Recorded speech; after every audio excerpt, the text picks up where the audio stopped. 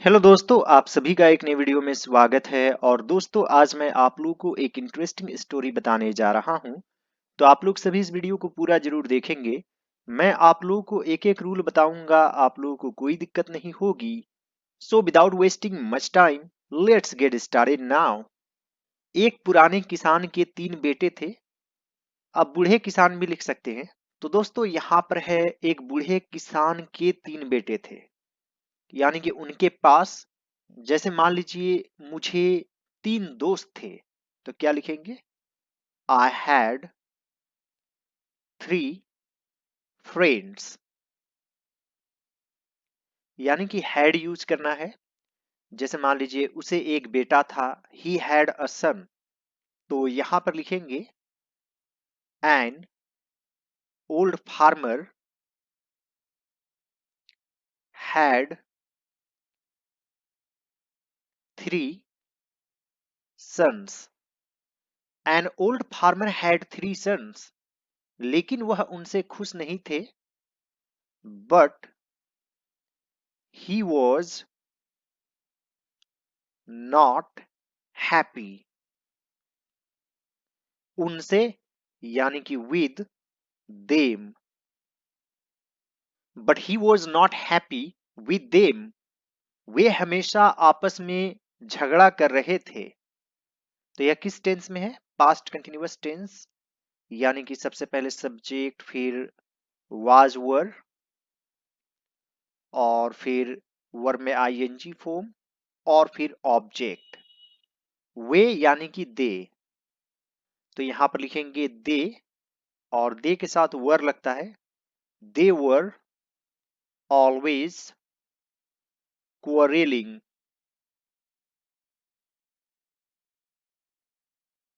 आपस में, यहां पर 3 लोग हैं, तो आप अमंग भी लिख सकते हैं। Among themselves. आप चाहें तो क्वारेलिंग विद वन अनदर भी लिख सकते हैं। 2 व्यक्ति में ईच अदर का यूज करते हैं, और 2 से अधिक में one another. They were always quarrelling among themselves. बूढ़े व्यक्ति ने उन्हें सुधारने के लिए अपनी सबसे कठिन कोशिश की, लेकिन व्यर्थ रही। कोशिश की यानी कि सिंपल पास्ट टेंस, सबसे पहले सब्जेक्ट, फिर वर्ब टू, और फिर ऑब्जेक्ट। किसने कोशिश की? बूढ़े व्यक्ति ने। ये क्या है? सब्जेक्ट। तो सबसे पहले सब्जेक्ट दी ओल्ड मैन, इसके बाद वर्ब टू ट्राइड, अपनी सबसे कठिन, हिज हार्डेस्ट, उन्हें सुधारने के लिए, टू रिफॉर्म देम, लेकिन व्यर्थ रही। But it was in when आप लिख सकते हैं, या शॉर्ट में लिख सकते हैं। बट व्यर्थ को इंग्लिश में इन वैन कहते हैं। इन when The old man tried his hardest to reform them, but in vain.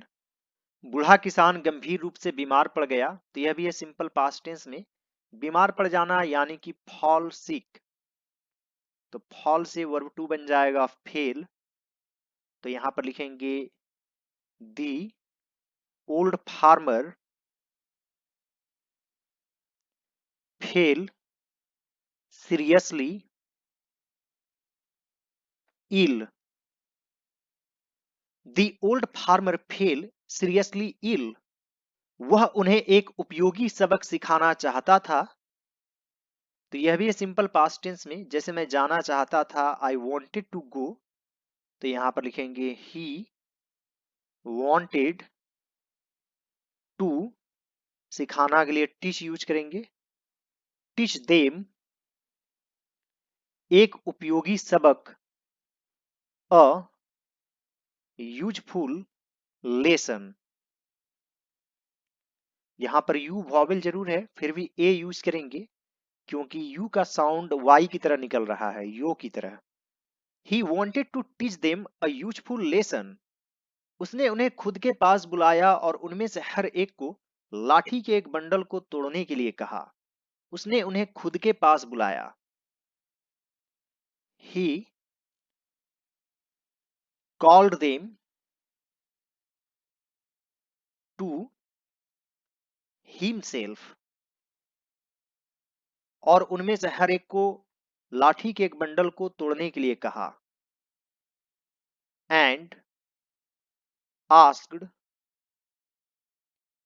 each one of them।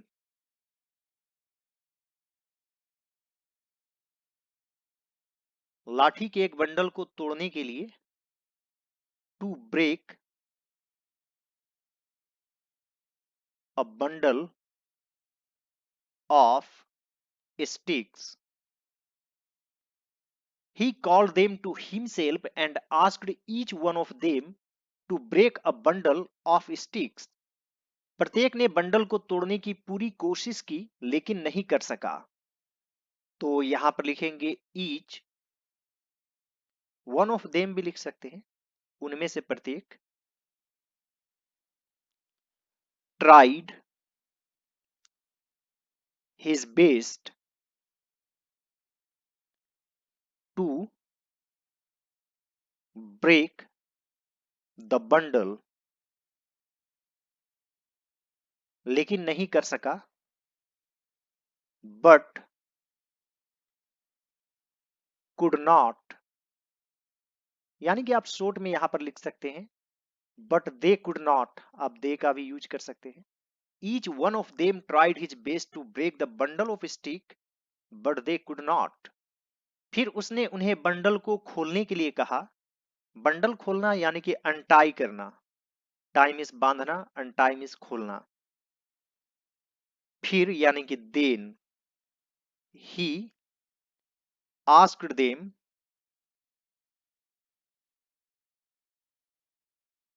To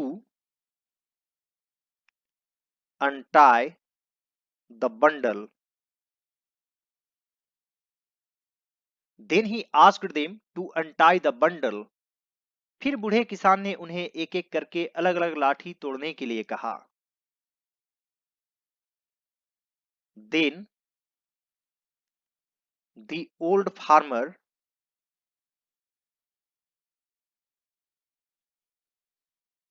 asked them, एक एक करके अलग अलग लाठी तोड़ने के लिए कहा। तो यहां पर लिखेंगे to break the sticks separately, एक एक करके, वन बाय वन।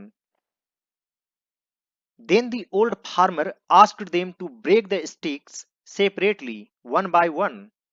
उन्होंने आसानी से तोड़ दिया। They broke it easily। They broke it easily, यह सिंपल पास्ट टेंस में है। ब्रेक से ब्रोक बन जाएगा।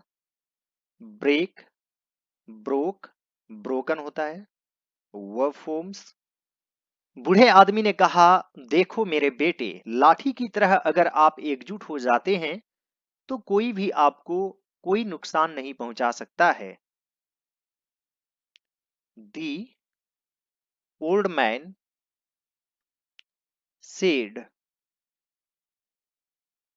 look my sons। लाठी की तरह, like the sticks, अगर आप एकजुट हो जाते हैं। if you stand united, आप become का भी यूज कर सकते हैं। if you become united, तो कोई भी आपका कोई नुकसान नहीं पहुंचा सकता है। तो यहां पर लिखेंगे nobody can do any harm to you। या फिर आप लिख सकते हैं nobody can harm you। anyway. The old man said, "Look, my sons, like the sticks, if you stand united, nobody can do any harm to you." आप चाहें तो यहां पर cause का भी यूज कर सकते हैं। Nobody can cause any harm to you. लेकिन अगर आप लाठी की तरह विभाजित खड़े हैं, but if you like the sticks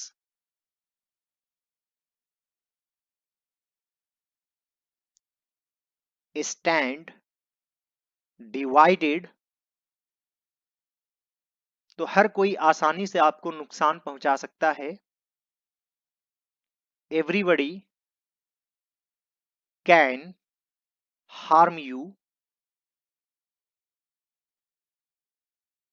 easily. But if you like the sticks stand divided, everybody can harm you easily. या फिर everybody can easily harm you.